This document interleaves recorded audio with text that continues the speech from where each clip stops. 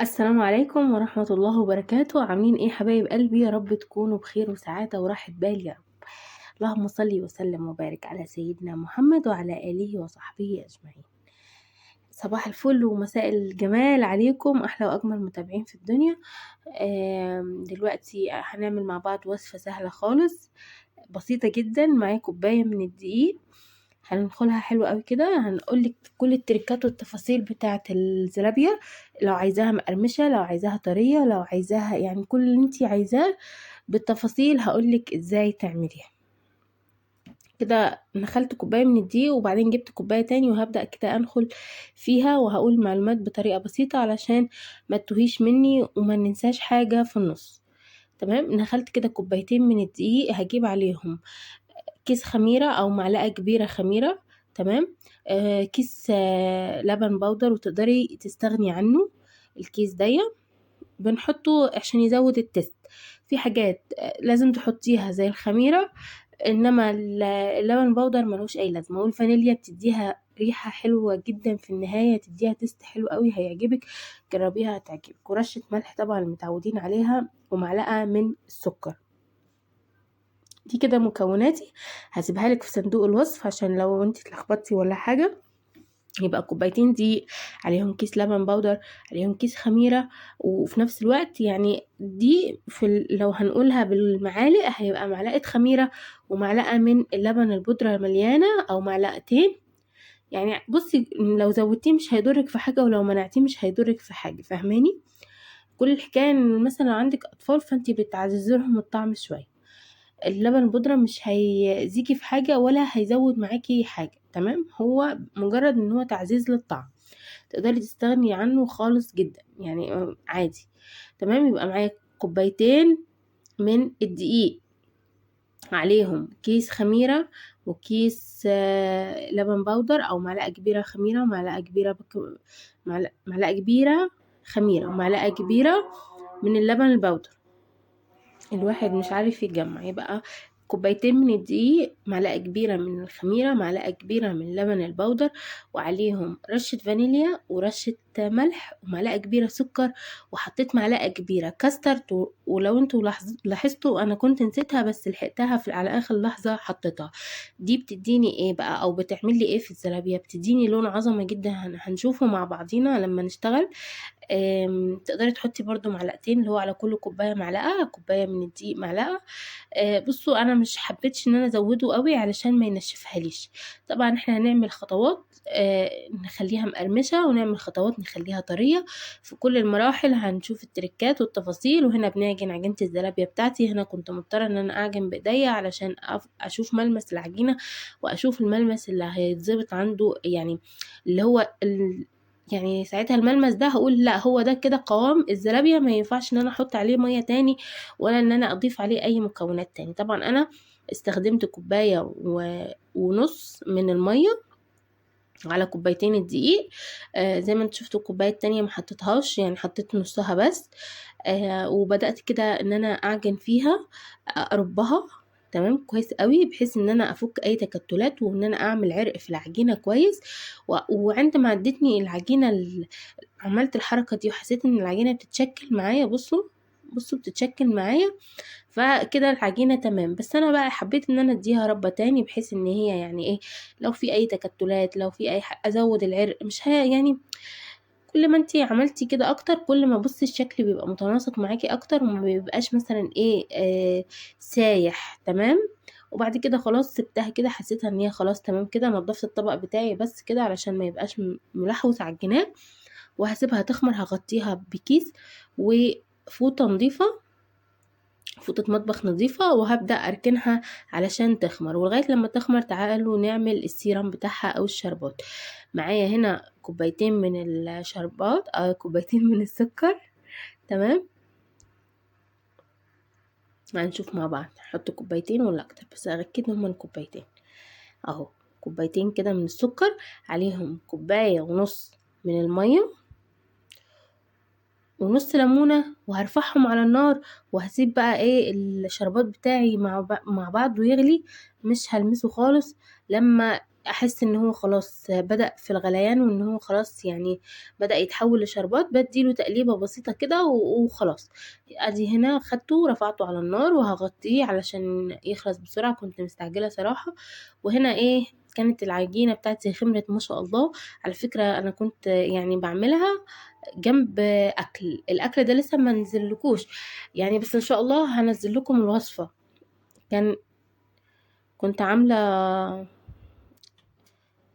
اكل حلو كده تاني يوم رمضان، ورحت عملت جنبه بقى زلابية وعصاير وحبشتكنات. وبصوا عايزه اقول لكم من ساعتها ما عملتش اكل تاني تقريبا. آم، يعني مرة يبقى عندي بواقي اكل، مرة ابقى معزومة في حتة، مرة مش عارفة ايه، مرة اطلع برا، فاللي هو يعني ما دخلتش المطبخ تاني يعني. بس هو الحمد لله رب العالمين. بس هنا بقى في الاول، اول طاسه لازم تتاكدي ان الزيت يكون قادح معاكي كويس قوي، علشان الزلابيه ما تعملش معاكي اشكال خزعبليه او اشكال هندسيه. تمام. هنا لو مليتي المعلقه المعياريه دي، اللي هي اصغر واحده في المعلقه المعياريه، المعالق المعياريه، لو مليتيها على الاخر هتبقى الزلابيه بتاعتك كبيره قوي. تمام. لو اخدتي كده حته جواها هتبقى مظبوطه يعني. بصوا، هي طبعا بتطلع احجام كبيره او احجام صغيره على حسب طبعا ما انتي تاخدي كميه عجين كتير او كميه عجين قليل. هنا كده رحت غسلت ايديا وقلت اتابع بقى ايه الزلابيه بتاعتي. الطاسه دي انا هطلعها طريه، هوريكي ازاي تطلعيها طريه وايه الخطوات اللي انتي تقدري تعمليها عشان تطلعيها طريه. طبعا هنا انا ما بسيبهاش تتحمر من على جنب واحد او تستوي على جنب واحد، طبعا لازم تبقى ايديا فيها وافضل اقلبها يمين وشمال عشان اللون العظمه ده ياخد جميع الاتجاه، او يبقى لونها حلو من كل الاتجاهات. وهنا ببدأ اطلعها. في المرحلة دي لو انت عايزة تحطيها في السكر فبتطلعيها كده، تحطيها في طبق وترشي عليها سكر. انا هعملها النهاردة بالشربات، يعني مجهزة الشربات مع بعض، مجهزين الشربات مع بعض. فببدأ كده اصفيها كويس قوي من الزيت، وبعد كده بنزلها في الشربات بتاعي زي ما انتم شايفين. هنبدأ نعمل مع بعض طاسة تاني، وان شاء الله الطاسة التانية دي نعملها ان هي مقرمشة. هشوف كده دي الطاسة اللي هعملها مقرمشة ولا الطاسة اللي بعديها، عشان انا مش فاكرة. بفتكر معاكم طبعا زي ما قلت لكم الفيديو من بدري. يعني بصي زي ما انت شايفة، لما بتاخدي حتة صغيرة في المعلقة بيبقى حجم الكرة بتاعتي بتاعت الزلابية بيبقى حلو قوي.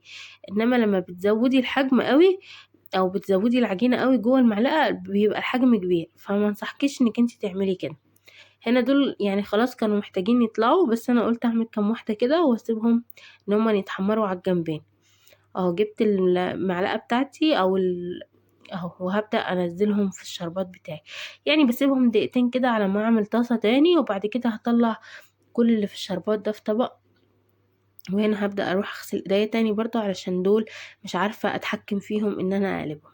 الطاسه دي بقى تعالوا نعملها مع بعضين، الطاسه دي والطاسه اللي بعديها تعالوا نعملها مع بعضينا بطريقه مقرمشه. يبقى الطريقه الطريه احنا عرفناها، انك انتي بتطلعيها على طول من الزيت تنزليها في الشربات بتاعك.